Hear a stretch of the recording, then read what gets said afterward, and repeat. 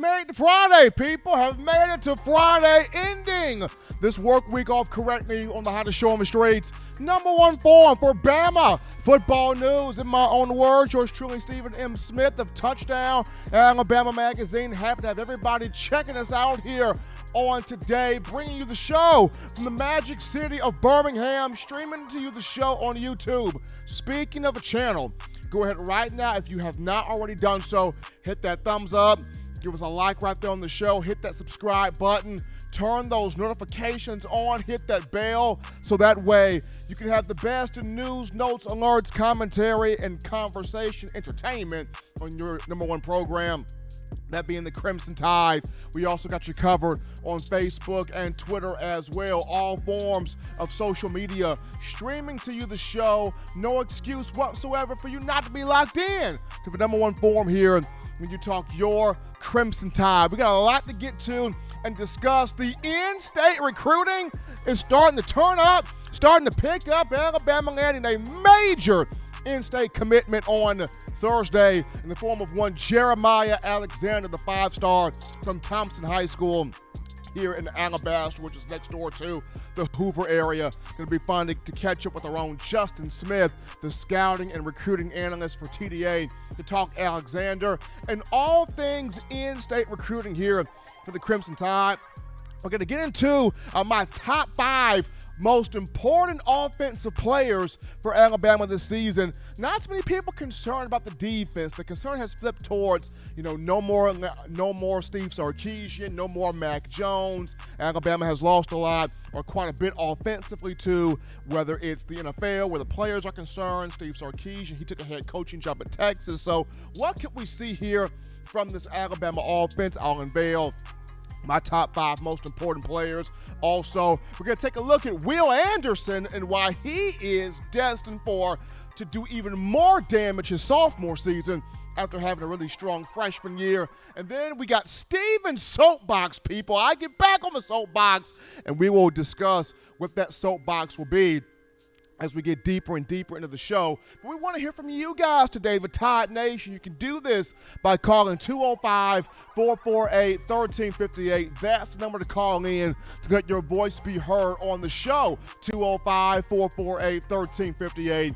And one more time, 205-448-1358. Want to hear from you. Daily Super Chat Go, as always, $75. Daily Super Chat Go. Appreciate the support, the donations, the love from all of you guys out here helping us out on the show. Gotta shout out my man John Ivory one time in the production studio doing his thing, as he always does. But we hop into right now, topic number 1 here of the conversation. And like I mentioned, you don't have a lot of people that's just overly concerned with the Alabama defense, especially with the players that are back. The concern is more so on the offensive side of the ball. Last year's offense, the greatest of the Saban era, the most exciting of the Saban era, when you talk about what Steve Sarkisian did as the mastermind. Bama averaged 48.5 points per game. Had 11 games where it averaged 40-plus points. We saw Mac Jones, Devonta Smith, Najee Harris all benefit from the offense. So last year's offense was really, really dynamic in a COVID-shortened season. But this time around, U.S. fans want to know, what can we expect from this year's offense? What can we expect from Bill O'Brien? Most importantly, who are the players that we need to be able to count on to get some things done on that side of the ball? So we're going to go into my top 5 most important offensive players for Alabama in this upcoming season in the fall here. And going from 5 to 1, starting off at number 5, Jaleel Billingsley. This is going to be a huge year for Jaleel Billingsley at tight end. If you talk to people around the program, there is a serious buzz about Billingsley. They talk about this is his year, his time, his moment, his opportunity. We saw in 2020 how Sarkisian, he featured Jaleel, but Bill O'Brien is about to make this man a bona fide superstar in college football. This past season, Billingsley, 18 catches, 287 yards, 3 touchdowns. During the last 7 games of the season, he had 17 catches for 274 yards. Like I mentioned, Sarkisian, he featured him a little bit. He showed him off a little bit. Billingsley, 14 of his 18 catches went for either first downs or scores. But when you look at Bill O'Brien here, it doesn't matter where he's been at in his coaching career, whether that was Penn State in college, the New England Patriots of the NFL, or the Houston Texans of the NFL. The biggest beneficiaries of the play calling of O'Brien have come from the tight end position. Every tight end that O'Brien has coached has benefited greatly from the play calling, the play design, his offensive intellect, his offensive mindset. So people are really excited to see 6'4", 230-pound Jaleel Billingsley and what he can do on the field. I remember talking to a couple of former Crimson Tide players, one of those guys being Hale Henches, former Alabama tight end, or Mike McCoy, former Alabama wide receiver. Hale Henches basically said, hey, this dude right here, the next Irv Smith. Mike McCoy compared him to Evan Ingram when he played at Ole Miss, and also Kyle Pitts from Florida this past season. Pitts was drafted number 4 overall by the Atlanta Falcons. So at 6'4", 230, the guy runs great routes, physical, athletic, great pass catcher, even becoming better as a blocker, had a really good spring. Jaleel Billingsley, keep your eyes on him. The best friend for a quarterback as an athletic tight end. Bryce Young has got that in. Jaleel Billingsley, he's number 5.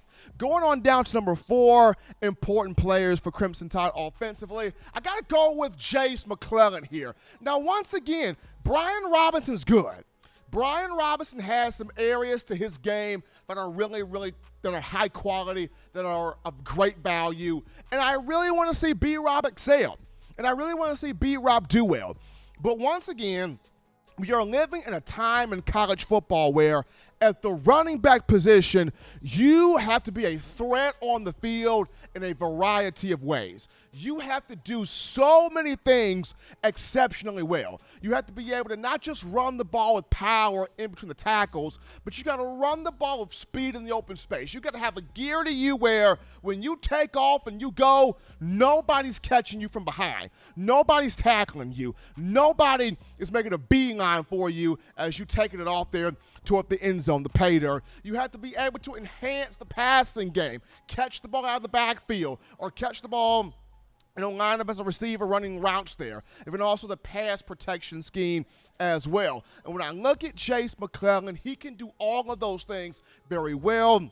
He has an exceptional ability in all of these aspects. He's got the power between the tackles. He's got the speed in the open space. We saw it last year. We saw the pass catching ability in the spring game. 7 catches for 62 yards, and he's developing now even more so than ever as a pass protector. So I look at McClellan. Every player on this field offensively, Nick Saban wants these guys to be a threat in every sense of the word. Jace McClellan is an absolute bona fide threat. You have to take an account for him on the field, and not just that, his ability on special teams also. You're going to see him return some kicks in the upcoming season. He's got that to his game as well. He's number 4 in my opinion. Moving on down to number 3, important players for the Tide. John Mechie. Mechie enters a domain that Julio Jones had, Amari Cooper had, Calvin Ridley had, Jerry Jeudy had, Devonta Smith had. All of those guys were number 1s at wide receiver. The quarterback depended on those guys to create the chemistry, not just in the wide receiver room, but creating the chemistry with that respective quarterback. And now that job falls on the 6', 195-pound Canadian, the junior in Mechie. Now, this past season, we saw him be explosive at times. 55 catches, 916 yards, 6 touchdowns. We saw the 2 100-yard performances versus Texas A&M and Tennessee. But now he's the star attraction. He's the main guy. He's got to have that connection there with the Bryce Young offensively where these two on the same page, these two rocking on the same frequency, these two rocking on the same wavelength, and on top of that, Mechie guiding this young group, this young but talented group of wide receivers into this upcoming season. Coach Saban talked about it. Mechie is the next guy on the rise to be a potential first round, a potential top 10 pick. Coach Saban said that, and that holds value, but we want to see Mechie get this done on the field as a veteran here of this group. So he's number 3 most important offensive player. At number 2, Evan Neal on the offensive line at left tackle. When you look at the NFL, the second most important position after quarterback is your left tackle, because you're paying that quarterback a bunch of money. He's your investment, so you pay that left tackle, and you tell that left tackle, hey, brother, protect our investment. Keep this brother right here off the ground. That's the quarterback right there. It's the same thing in college football. Bryce Young, the face of the Crimson Tide's offense. So who has to protect that face? Why, it's Evan Neal. Evan Neal, it's 6'7", 360 pounds, the freak show with his split jumps and his athletic ability. His task is going to be, neutralizing these pass rushers, stopping them at the gate, and keeping them from getting to Bryce Young, as well as setting up the Russian attack. So many pundits are talking about Evan Neal as this is a guy that can be top 5 draft pick, top 10 draft pick, definitely early first round pick.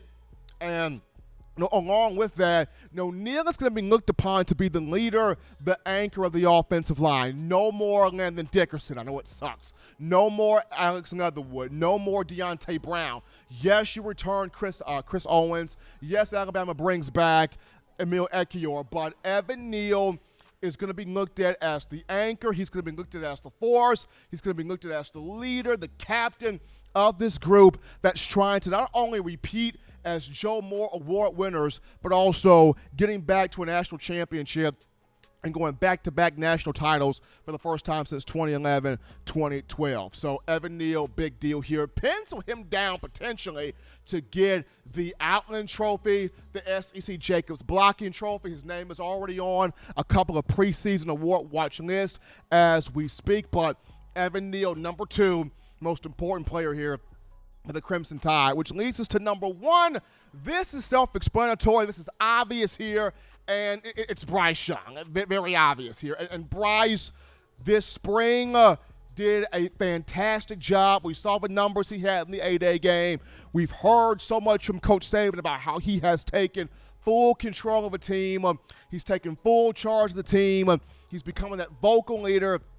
The seriousness he has, along with carrying that California swag that he's got at his disposal. Many people are somewhat concerned about the height. He's not tall enough, not big enough, kind of scared about that. No reason to be scared here about the height. We saw in the spring game there was pressure coming at him. He was able to maneuver in the pocket, deliver the ball downfield on time and accurately. And then, of course, with Bill O'Brien, the ability to maneuver him out of that pocket, get him on the edge as he tries to become the 5th player of the Nick Saban era at Alabama to be a first-year starting quarterback to win the national championship. Now, for me, my big thing here with Bryce Young is having that ability to announce himself to the world, because everybody else is getting conversation, right? Spencer Rattler of Oklahoma is getting conversation. De'Aaron King of Miami getting conversation. You got Matt Corral of Ole Miss getting conversation. You got Brock Purdy of Iowa State getting conversation. So many of these quarterbacks getting conversation here from the national beat writers, the national reporters, the national media. So here's an opportunity for Bryce Young, being the most important player here offensively for the Crimson Tide, to snatch some of that conversation back and say, I was a 5-star for a reason. I was, one of the more highly touted quarterbacks for a reason. I came out of the prestigious modern-day high school with big-time accolades, big-time awards for a reason. Nick Saban pursued me in the 2020 recruiting cycle for a reason. And here's his opportunity to get that chemistry going with Bill O'Brien as his play caller and put some things together here big time for the upcoming season. Very excited and intrigued by what Bryce Young is going to be able to do and put out there on the field. But those are just the 5 guys that I have most important offensive players here for the upcoming season. The season offensively rides on those guys. Fans, you guys not really concerned about the defense. Your focus is on, can we build off the explosive dominance offensively that we had a season ago? So those are just the 5 guys right there. We take our first break here on the show. Don't touch that dial. Just getting started. Upon our return, we go on the phone lines to attack your questions, your thoughts, your conversations, a dialogue with you, the Bama Nation, coming right after this. You're watching In My Own Words with Stephen M. Smith, brought to you by We Own the Fourth Quarter. Get your 4-finger bling necklace today by visiting weownthefourthquarter.com. Throw them foes up. Every sports fan deserves the proper representation. Whitwell Sports introduces to you the Title Towel. Wave that Title Towel in the air like you just don't care in support of Nick Saban and the Alabama Crimson Tide. Only $9.99 and it lasts a lifetime. Head on over to whitwellsports.com and get your Title Towel today. Remember the taste of Grandma's delicious sweets? Emily's Heirloom Pound Cakes brings back those precious memories with just one bite. Each cake made from scratch. They make the perfect dessert to share with family and friends for any occasion, and ordering is easy. Visit emily'sheirloompoundcakes.com. Click the online store and shop.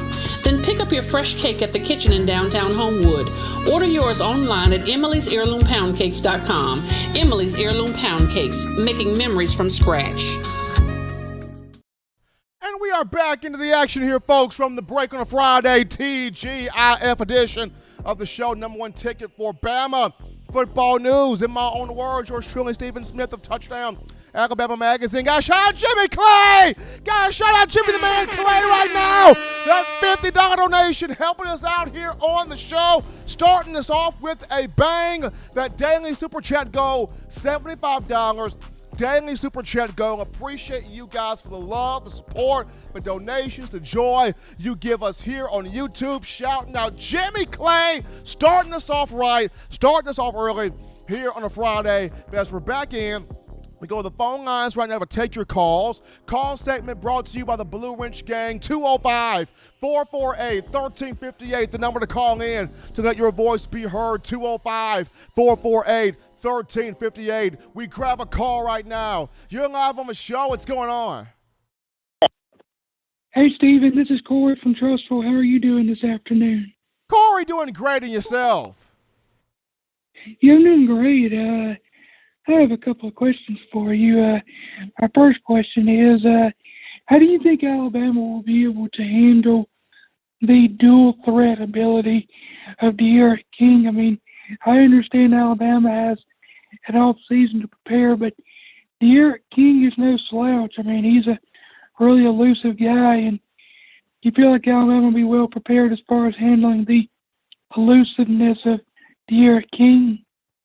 I think Alabama will be. I know he's coming off a serious knee injury, so it's going to be interesting to see how well he moves within the pocket if they try to put him on the edge. But I feel like Sal Sunseri coaching the outside linebackers, Freddie Roach, the defensive line, Pete Golding, Nick Saban. I think that cluster of coaches right there will have this group well prepared to face King. And then my second question is, which game do you think would be more important as far as like a tougher game? If Alabama and Texas A&M is undefeated going into that game, or if Alabama and LSU is undefeated? Because if you look at it this way, Alabama and Texas A&M could be a tougher game as far as personnel goes with Texas A&M, but if Alabama and LSU are undefeated, that game could be for the West. That's a good question there, Corey. So what game will be tougher? I would simply say Alabama, Texas A&M, all for the simple fact of Jimbo's got to get it done now. I mean, he's been talking all offseason. Jimbo's got to find a way to get this thing done.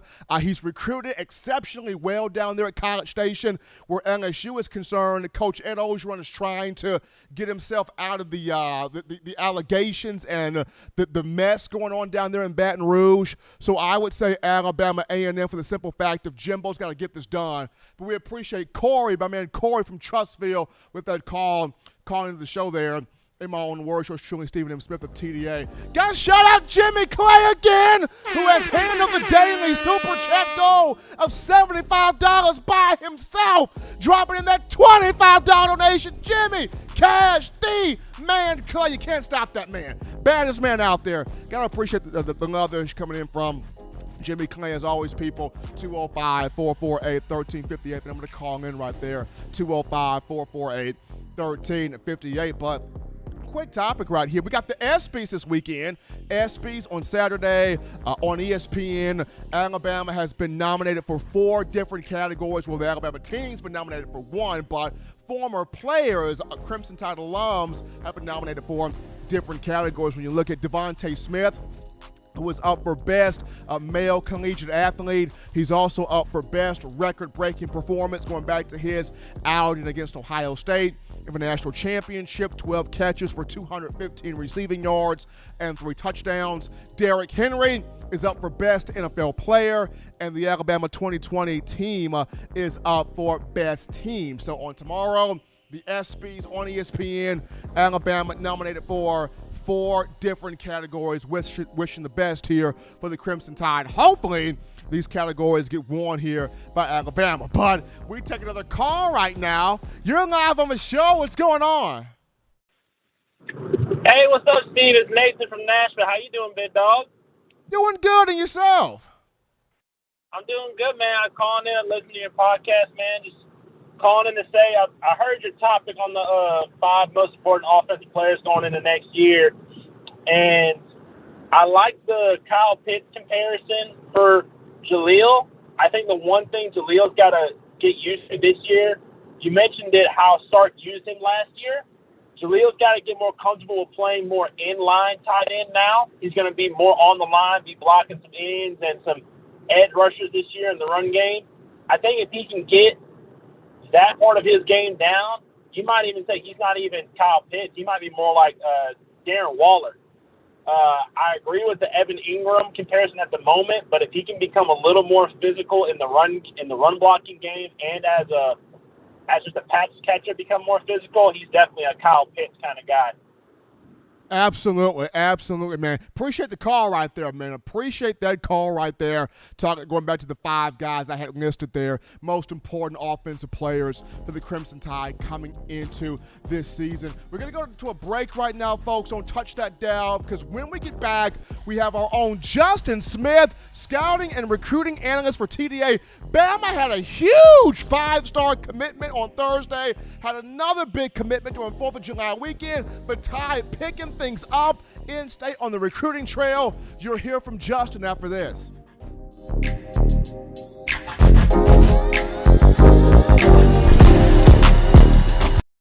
You know what we do at the start of the 4th quarter. We throw them foes up. But now you don't have to wait until the 4th quarter. Get your 4-finger bling necklace at weownthefourthquarter.com. It's the first and only logo that captures the essence of all Crimson Tide players and fans as we represent the legendary Alabama football 4th quarter dominance. Get your 4-finger bling necklace right now at weownthefourthquarter.com. Get yours today and stun on them haters. Touchdown Alabama Magazine is Alabama football's premier publication. A subscription to Touchdown Alabama Magazine is the perfect gift for any Alabama fan. For exclusive news and information, recruiting updates, a free annual print magazine, and more, go to touchdownalabama.com and click join. Only $7.95 per month, or pay $74.95 for a full year subscription. That's a yearly saving of $20. Go to touchdownalabama.com today and roll Tide. Thank you for tuning in. Show your support right now by clicking that like button. If you haven't subscribed, hit the subscribe button now and enable all notifications to make sure you don't ever miss any of the best Alabama football news, notes, and information right here on Touchdown Alabama. folks, we are back into the action from the break on a Friday. Number one forum for Bama football news. In my own words, yours truly, Stephen Smith of Touchdown Alabama Magazine. People, you think I work hard. You haven't seen work hard until this guy right here. I mean, this guy, boots on the ground. This guy does not get any sleep. This guy is tracking every recruit known to mankind and their families. This guy is the real guy right here. No one does this more and more effectively than Justin Smith when you talk about recruiting here. You got to follow and show the process every Tuesday and Thursday right here on the YouTube channel, Touchdown Alabama Magazine. Justin, what's going on, man? How you feeling? I'm feeling good, Stephen. Awesome. It's great to have Justin Smith here live on the phone line. So, Justin, right now, the big news happened yesterday. Jeremiah Alexander, five-star linebacker from Thompson High School here in Alabama, recommitted to the Crimson Tide. And just when I watch his tape, I know you're the recruiting guy, but when I watch this kid's tape, I see Ryan Anderson, the way he finishes plays with ferocity, with bad intentions, with force. I mean, the body can be a little bit like a Courtney Upshaw, but just the way Alexander plays on the field, I see a lot of Ryan Anderson. Am I wrong in saying that? Am I a little off there? Just what brought him back to the Crimson Tide, Jeremiah Alexander? Well, I feel he has always loved Alabama. He has consistently said that throughout his recruiting process. Even when he was decommitted, in the tweet, he said he still was going to have love for his family at Alabama. So it was no doubt that the Crimson Tide were going to be heavily involved in his recruitment throughout. They continue to be heavily involved since he decommitted. And I think when you look at a guy like Jeremiah Alexander, who has held an Alabama offer since he was in the 9th grade, when you are involved with Alabama for that amount of time, you get an opportunity to build a connection with not only Nick Saban, but some of the coaches that they keep in Tuscaloosa, although they do have a lot of coaching turnovers under Nick Saban at Alabama. There are a couple of guys who tend to stick around. You get an opportunity to build a great relationship with those guys. And I think that played a big role in Alexander seeing Alabama as home, basically recommitting to the Tide on Thursday.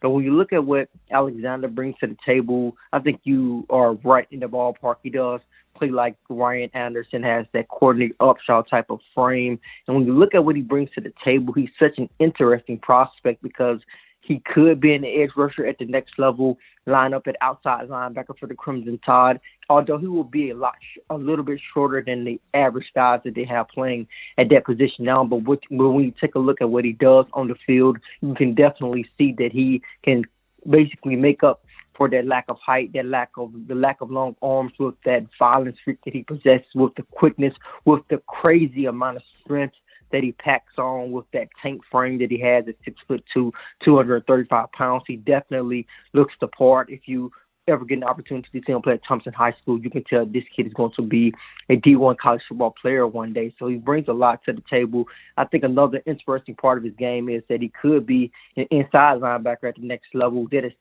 something that is not totally out of the question. And even he can even possibly be effective in pass coverage as an outside linebacker, as an edge rusher, a guy who can drop back in coverage, cover the flat. Now, Justin, before Alexander recommitted to the Tide, Alabama got another huge in-state commitment during the 4th of July weekend, and that came from one Antonio Kite from Anniston High School, Anniston toward the east of Birmingham, like you're headed toward Georgia. But when you look at Kite, I remember you and I spoke about he's a little bit raw as a prospect, but the talent's there, the ability's there, the tools are there. What do you like about Kite? What does Nick Saban and Alabama really like about Antonio Kite?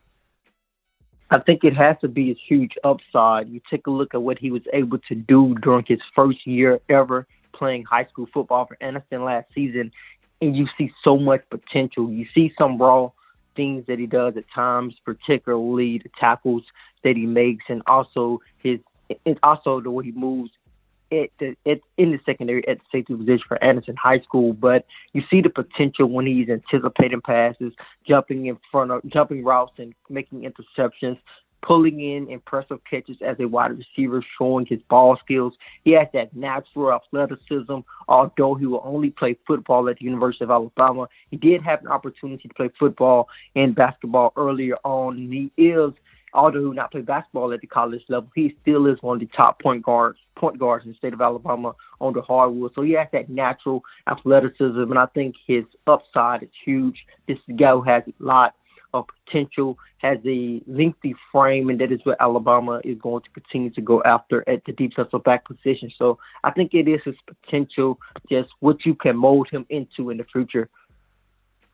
If you're just tuning into the show here on a Friday, folks, we got Justin Smith, the lead scouting and recruiting analyst for TDA, on the line right now, talking some in-state recruiting for the Crimson Tide. So, Justin, looking here now at Justice Finkley, with Alexander in the fold, a lot of fans are going at Justice Finkley on social media saying, you coming next, bro? You next to come? Are you next to commit? Where does Alabama stand right now with Justice Finkley? Is he the next guy potentially to commit? Where is Justice Finkley in the fold right now? I think Alabama's in an excellent position. He released a final 3. He has Alabama in it along with Texas and Colorado. Texas looks to be in a strong position with Finkley as well. Colorado may be the third team out. They are in his final 3 because his dad is a huge Colorado fan. He grew up watching Colorado play, watching Colorado football, being a fan of a couple of their players. So he put them in his final 3 for more of a respect type of thing. But Alabama and Texas, that is what it looks like. A type of battle is going to be for Justice Finkley at the moment. Like I said, I feel Alabama's in an excellent position with the 4-star defensive end out of here at Trussville High School, Trussville, Alabama. Another prospect who already looks the part. If you ever seen a picture of him, you can tell how developed he is already. He should make an easy transition to the college level in terms of his size. He is a guy who has some quickness to his game as well, can be very violent at times. His consistency may be a little bit off, but he's a prospect that Alabama will be lucky to have here in this 2022 recruiting class. He has to tie in his final 3 at the moment. A commitment could come soon since he has visited those programs, but it would not surprise me if he waited a little bit longer. If you look at Justin, the likes of Ty Simpson and Jeremiah Alexander, both of those two alpha-like players, so they will play a huge role in recruiting this 2022 class. But for you personally, this is your favorite time of year. This is the time where you hit the road and you are scouting out, you are analyzing these athletes in person, whether you're going to their practices, going to their games, what have you. Who are some athletes that you are the most excited to see as you start to take your recruiting visits here? Great amount of prospects, especially the in-state talent that the state of Alabama is going to produce, in particular over the next couple of recruiting classes. When we look at the 22 recruiting class as well as the 2023 class inside the state as well, but also getting an opportunity to see some of the top commits gearing up to play their senior season. So that is going to be something that I am definitely looking forward to breaking down and looking forward to bringing it to the Alabama fan base. I know this upcoming week I'm going to see a couple of 2022, 2023 guys definitely getting out to Thompson to check out Jeremiah Alexander, Traquan Fegans, Peter Woods, and Tony Mitchell, that entire loaded Thompson team. I think that is something I'm definitely looking forward to. Also getting an opportunity to check out the Crimson Tide's 4-star linebacker commit Robert Williams. So it should be a huge July, just getting an opportunity to see these guys in person, see what they bring to the table and what they hope to do this upcoming season on the football field. Now, that's kind of a quick one here, Justin, as we got a comment here in the chat line about 2022 guy. Name is Nolan here. I know Nolan released a top 5 list here. I think it had Alabama in there. You wrote a story about him. What are Alabama's chances at Nolan here? I feel Alabama's in a good position with him as well. When you look at his updated top school list, when you look at all of the top schools lists that he has ever released, Alabama has always been in it. They are going to be involved in his recruitment to the very end. They had an opportunity to host him in June. And when I got an opportunity to last speak with him, he talked about how he had a great relationship with their coaching staff. They always showed him a lot of love. He had a great relationship with Coach Saban. He said he could feel that Coach Saban wanted to help him long term, not only during his time at Alabama, if he was to commit and sign with the Crimson Tide, but afterwards, just a long-term goal. So he is really confident in what Alabama can do for him. He has a great relationship with their coaching staff. The Tide is going to be heavily involved, I feel, until the end. We have a couple of other schools who look very strong in its recruitment at the moment, including the Florida Gators. And Tennessee looks to be gaining some momentum because they were not included in its top 8, but they did make its top 5. He's Justin Smith, ladies and gentlemen, the scouting and recruiting analyst for Touchdown Alabama Magazine, coming on here, giving us the lowdown on the in-state recruiting and recruiting period when you talk your Crimson Tide for 2022 and beyond. Justin, as always, we appreciate you coming on here. Stay safe, take care of yourself, enjoy your trips around the state here when you talk these in-state kids. Have fun, brother. See you soon. All right, Stephen, thank you so much. Absolutely. You got to enjoy having Justin on. He's going to be going all over the state of Alabama recruiting. We're scouting out these athletes. It's going to be fun to see the content that Justin's going to put together right there. But we take a break right now on the show. Don't touch that dial. When we get back, it's back to the phone lines to take your calls, your thoughts, your ideas, your opinions right after this. Don't touch that dial. Call in right now as we're taking your calls up next on In My Own Words with Stephen M. Smith. Brought to you by We Own the Fourth Quarter. Visit weownthefourthquarter.com now to get your 4-finger bling necklace. You know what we do at the start of the fourth quarter. We throw them foes up. But now you don't have to wait until the fourth quarter. Get your 4-finger bling necklace at weownthefourthquarter.com. It's the first and only logo that captures the essence of all Crimson Tide players and fans as we represent the legendary Alabama football fourth quarter dominance. Get your 4-finger bling necklace right now at weownthefourthquarter.com. Get yours today and stun on them haters. Touchdown Alabama Magazine is Alabama football's premier publication. A subscription to Touchdown Alabama Magazine is the perfect gift for any Alabama fan. For exclusive news and information, recruiting updates, a free annual print magazine, and more, go to touchdownalabama.com and click join. Only $7.95 per month or pay $74.95 for a full-year subscription. That's a yearly saving of $20. Go to touchdownalabama.com today and roll Tide.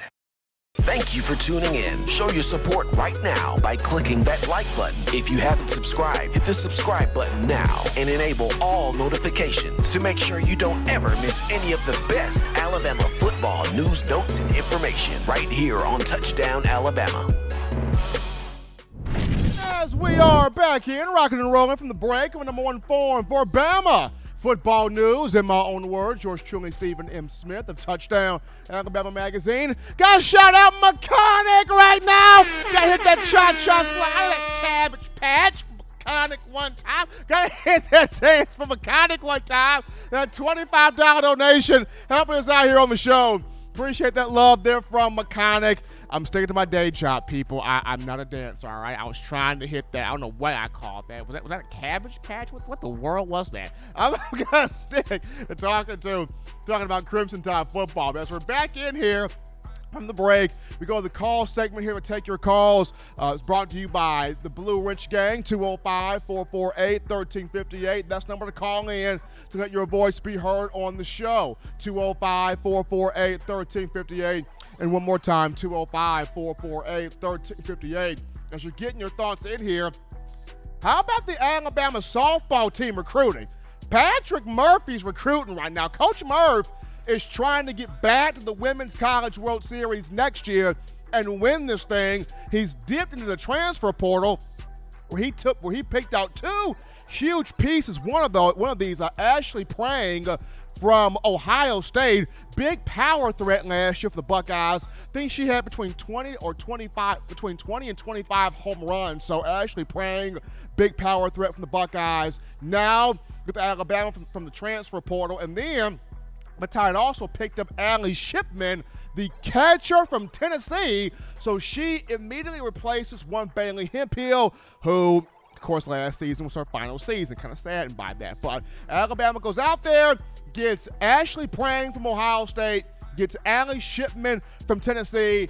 Two huge bats, two huge pieces of leadership for Alabama softball when you talk about the upcoming season next year in trying to get back to the Women's College World Series in Oklahoma City and win it this time around. So as good as it is to talk about the recruiting that Nick Saban's doing for football and that Nate Oates is doing for basketball, seeing my man Patrick Murphy, Coach Murph, go out here and do this thing for softball, really awesome there. Really good there. Some great news in getting those two particular young ladies there from the portal. And I mean, once again, I know how disappointed U.S. fans were not seeing the softball team win at all after watching everything Montana Phelps did, striking out everybody when it comes to UCLA and Arizona. I still think Murph should have started Montana against Florida State in the national semifinal. I get it. Getting Exie killed for some burn, getting Exie killed for some work. You need to have her out there. And Exie pitched good. She pitched well, absolutely. But when you got Montana out there slinging the ball the way Montana was slinging it, getting strikeout after strikeout after strike, she had 30 Ks combined against Arizona and UCLA. When you got a young woman, a young pitcher out there dealing like that, you got to continue to ride the hot hand. You got to continue to do that. And unfortunately, it didn't happen, and Alabama ended up suffering the loss there in both games against Florida State. But that's besides the point. Happy that Coach Murphy out the recruiting got the two girls there from the transfer portal. But that leads us to another break here, folks. But upon our return, we get into one Will Anderson. And while he had a great freshman year, he's not focused on that anymore. His focus is on doing more damage as a sophomore. We'll talk about Anderson and how he's been into this offseason right after this.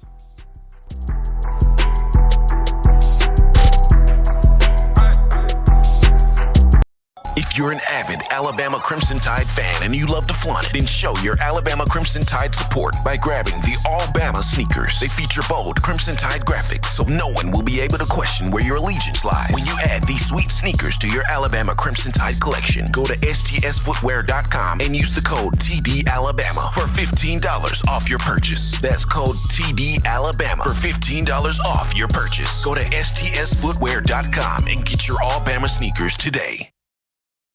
Touchdown Alabama Magazine is Alabama football's premier publication. A subscription to Touchdown Alabama Magazine is the perfect gift for any Alabama fan. For exclusive news and information, recruiting updates, a free annual print magazine, and more, go to touchdownalabama.com and click join. Only $7.95 per month, or pay $74.95 for a full year subscription. That's a yearly saving of $20. Go to touchdownalabama.com today and roll Tide. We are back in, folks. We are back in doing this thing on a Friday number one ticket for Crimson Tide football news. In my own words, yours truly, your man, Stephen Smith of Touchdown Alabama Magazine. Appreciating all of you chatting in, writing in, calling in, donating in, showing us the love here, making this your show. And before we tidy up loose ends with the final topic of conversation, we got to remind you of TDAwear.com. That is TDAwear.com. So for all of you fans still overjoyed with the Crimson Tide's national championship, we want you to check out our championship collection merch. This means you grab you an 18 of them things, folks, hoodie, t-shirt, or sweatshirt, as well as our Got 18 We Do shirts. Designs that feature all 18 championship years on the back. You head on over to TDAwear.com. Do it right now. TDAwear.com. Go over Championship Collections merch tab. Get those shirts, that gear today, showing that support for Coach Saban, the University of Alabama, the student athletes, and us here at Touchdown Alabama Magazine. But we look at Will Anderson now. Will Anderson Jr., last season was a very special year for this young man because, COVID no spring. Summer was weird. You had a conference-only schedule, all SEC schedule. Despite all the difficulties, he was able to make the most seamless transition at outside linebacker, become a starter, and have the production that he had, and win the awards that he got, and achieve the accolades that he's achieved. And but with Will, he's not one to hog all the conversation. He's not one to be the subject of conversation. He's one that kind of likes to keep himself low-key and under the radar. But Dr. Matt Ray this week had to shout his man out on Instagram, because last year, Will Anderson put in some good numbers in the speed drills and the strength drills when you discuss things like the split jumps, the different exercises that, the players do. Will put in some good numbers last offseason, but this time around, he has exponentially improved. He's exponentially increased his numbers when you look at his speed performance this offseason, his strength performance this offseason, his explosiveness this offseason. Like every drill that Dr. Matt Ray has put Will Anderson through, he's gone above and beyond the numbers. And Matt Ray is like, wow, like this dude is going to be doing extreme damage as a sophomore year 2 at Alabama. And once again, Will's not one for a whole bunch of praise. He's not one for a whole bunch of accolades. It's just put me on the field. Let me do what I do. Let me do my job. Don't talk about me that much, and let me walk out of here and enjoy the rest of the day. But just watching what he has done this offseason in the strength room with the strength staff and the speed staff, it's Matt Ray can't help it. He's got to pump his guy up. He's got to support his guy. He's got to support somebody that's got this drive, that's got this work ethic, that has this passion to want to be better and better and better and better. And to me, Will Anderson will be the driving force behind this year's defense being an elite group. Will Anderson will be the driving force. Yes, you've got Phil Mathis. Yes, you've got Christian Harris. Yes, you have Henry To'oTo'o. Yes, you have Chris Allen, among other guys. But I look at just the drive of Will Anderson and him saying, hey, my freshman year was great. My freshman year was awesome. I did some big things. I turned some heads. I crafted some attention. I generated some buzz. But now that's behind me. I'm in year 2 now. I'm a sophomore now. So now I'm about to take my game to the next level, which is I'm sacking more quarterbacks. I'm hitting more running backs. I'm creating more turnovers. I'm trying to be, one of the best to ever play here. I go back to remember when Will Anderson first committed, and Brian Branch sat there and said that Anderson will be one of the GOATs. He'll be one of the greatest linebackers. He'll be, All-American, one of the best to ever play here. Well, freshman year, Will Anderson cashed that check, nicely that Brian Branch put out. And now he's going to continue to matriculate and build that name and build that reservoir and build that clientele. So just watching him throughout this entire offseason, it's going to be fun to watch him in the regular season, just due to, and I've mentioned this before, of the last 3 years, this Alabama defense has heard nothing but you're not great as you used to be, you're not dominant as you used to be, you're not elite as you used to be, you're not as special as you used to be, you don't have the players you used to have. And in this season, Bama's got all the ingredients defensively to have just a show-stopping year. And it's going to start number 31, Will Anderson at that jack linebacker position. I mean, Sal Sunseri has got to be so proud. Just so proud to have so many guys at his disposal, and this dude leading the way. Will Anderson already a preseason, first team All-American, candidate for when you look at the Phil Steele list, the Walter Camp list, the Sporting News list. He's already first team.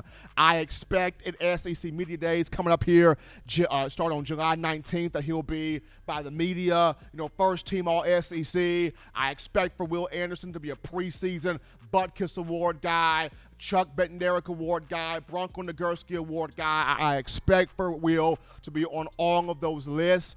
But just awesome that this offseason he's put so much work into taking what he did his freshman year and building on being that much more otherworldly unstoppable in year 2 as a sophomore for Ty. But we take a last quick break right here. When we come back from this break, we get into the newest episode of Steven's Soapbox. What am I going to be extremely passionate, somewhat angry about today? Check it out right after this.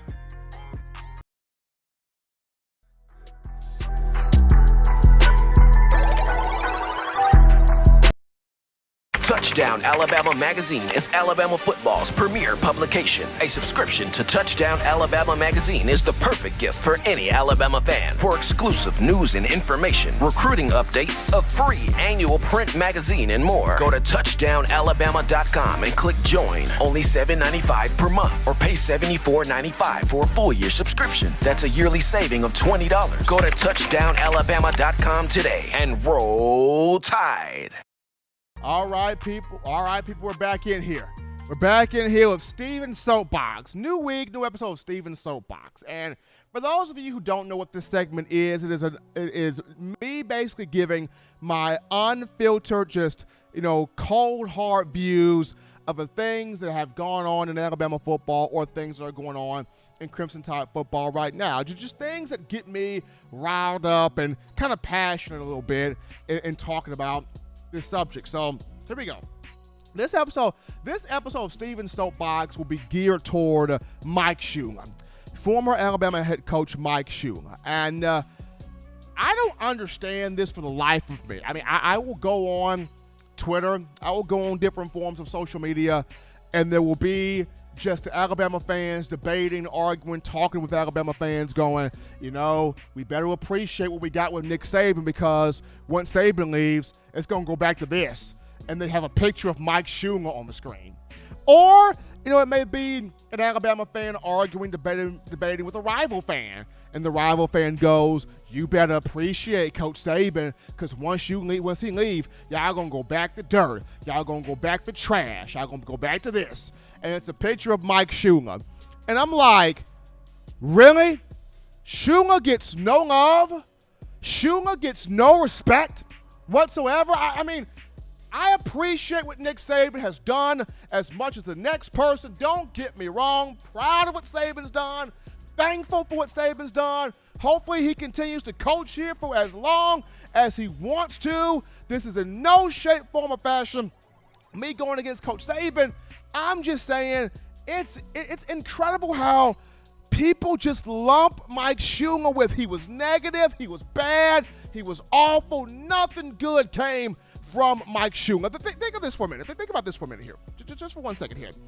Mike Shula was in a very different, a very unique situation. He comes after, Gene Stallings, after Mike DeBose, after Dennis Franchione, who left the program in the middle of the night. He comes after Mike Price, of whom we had so much high hope for, so much high regard for, and he comes in, has a cup of coffee, does something he has no business doing, and he gets let go of. And we're in a spot where Bama needed a coach.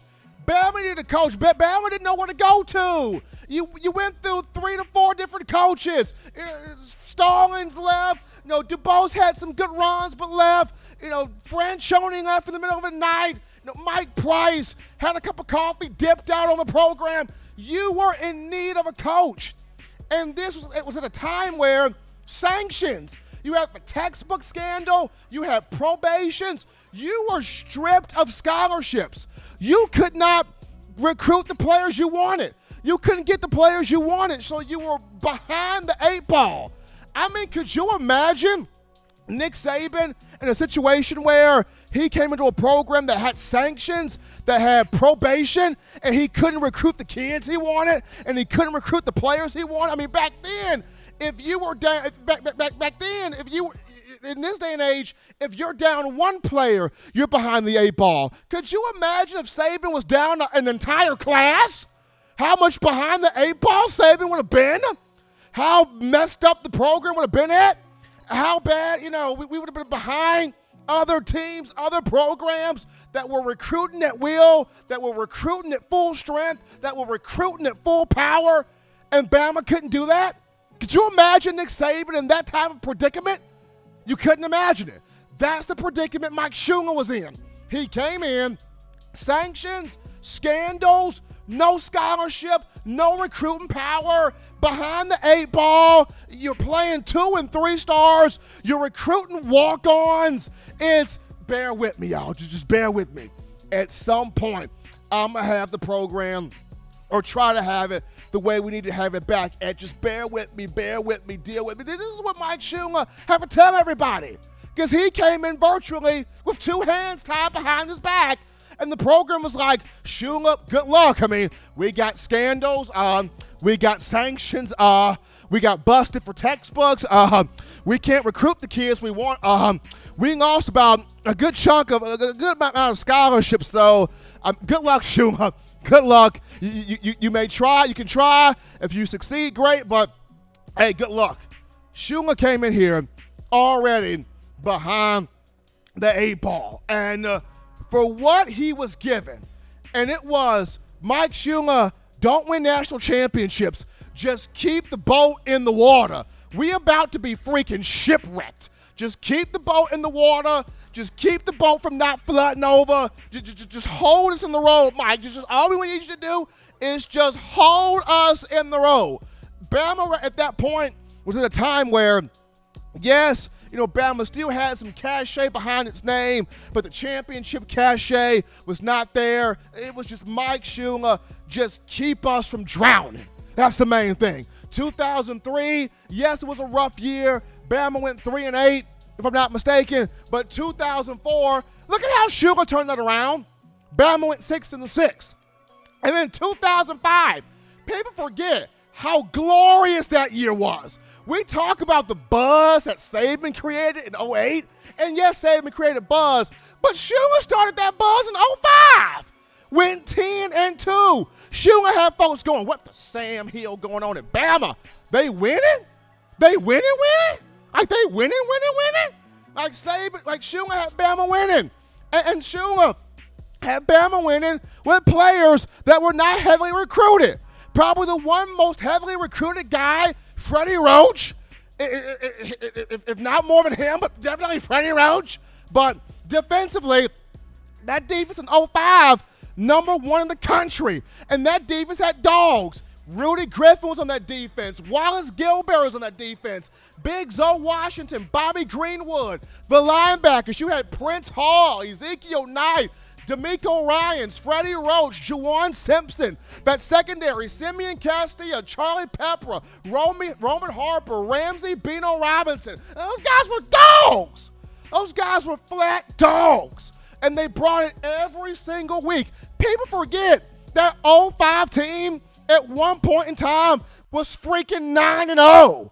The poll was USC, Texas, Bama. USC, Texas, Bama. And if not for a loss to LSU, if not for a loss to Auburn, that team plays for an SEC championship. And if it would have won, who knows what the heck would have happened. Shula created a lot of buzz. Shula created a lot of excitement for what he was given. And I understand 2006, Bama went back to 6-6 and what have you. But for what it was worth, came in 2 hands behind your back, stripped of scholarships, didn't have recruiting power, playing 2 and 3 stars, playing walk-ons, going into these kids' homes, begging them, saying, look, we don't have a whole lot. Just work with me, please. Just work with me, and we'll be able to achieve something. We'll be able to get to something. We'll be able to acquire something. I've had opportunities to talk with a lot of Shunga guys, a lot of Shunga players. And they've all said, hey, if not for Shunga, we don't have Nick Saban. If not for Shunga, we don't get Saban. Somebody had to hold the Alabama program in the road for that period of time, and Shunga was the right guy to do it. If we don't have him in here doing as best as he could to hold that program, this program in the road, we don't have Saban coming into this program. I've talked to Chris Rogers, who said it. I've talked to Mike McCoy, who said it. I've talked to Eric Anders, who said it. I've talked to Matt Caddell, who said it. I've talked to Marquise Mays, all of those guys, well, not Marquise Mays, but the Shunga guys that played under Shunga and Saban, they have said it. If Bama doesn't have Shunga, Bama doesn't have Saban. Bama needed Shunga to get through the rough and difficult time it was under. So to me, it irks me when I look at social media and it goes, hopefully Saban keep going because we don't need to go back to Shunga. Shunga was terrible. Shunga was awful. Shunga was bad. You tried coaching at Alabama when you got no scholarships, when you have no power of recruiting, when you have no 4 or 5 stars, when you're playing with 2 and 3 stars and walk-ons and blue chippers, and you're trying by all means necessary to hold the darn car in the road. You try to do it. Ain't easy, is it? Nah, it ain't easy. So put some respect on Shunga. Put some love on Shunga. It was not all terrible. It was not as bad as what so many people call it out to be. You needed Shunga to have Saban. That's just my gripe there. That's just my soapbox here for today. Gotta show some love there for Mike Shunga. Love Coach Shunga. But as always, people, you want the best in news, notes, information, and coverage here on your favorite program, that being the Crimson Tide. You can get this by accessing the Touchdown Alabama Magazine app. You download the app from the iPhone App Store if you're rocking Team Apple, Google Play Store if you got the Android phone. For your audio listening needs, we got you covered right here, iTunes or Apple Podcasts, Spotify, Stitcher, Spreaker, Overcast.fm, Google Play, TuneIn Radio, or iHeartRadio got you covered there. If the good and gracious Lord sees fit, I'll be back on Monday continuing the conversation that is Tide football. As always, Bama fans, you can purchase individual copies of Touchdown Alabama Magazine. Have those sent to your door. That link will be found in the description. If you're also trying to cop that new edition, fresh edition, print edition of TDA, the magazine, you can get that by going to touchdownalabama.com. Click join, become a member, a subscriber today. That link in the description. And if you're also trying to get you that 4-finger bling necklace, 4-finger bling jewelry, courtesy of our guys at weownthefourthquarter.com. That link in the description as well. But until next time, folks, husbands, love your wives. Wives, appreciate, value those husbands. Children, weekend is here. Weekend is in, but still continue doing the right thing, the fun thing, the smart thing, the good thing, the legitimate thing to not be bored. You get you those 3 hearty meals a day, those 3 great laughs a day. Protect yourself, protect the loved ones around you. Until next time, folks, spending my own words.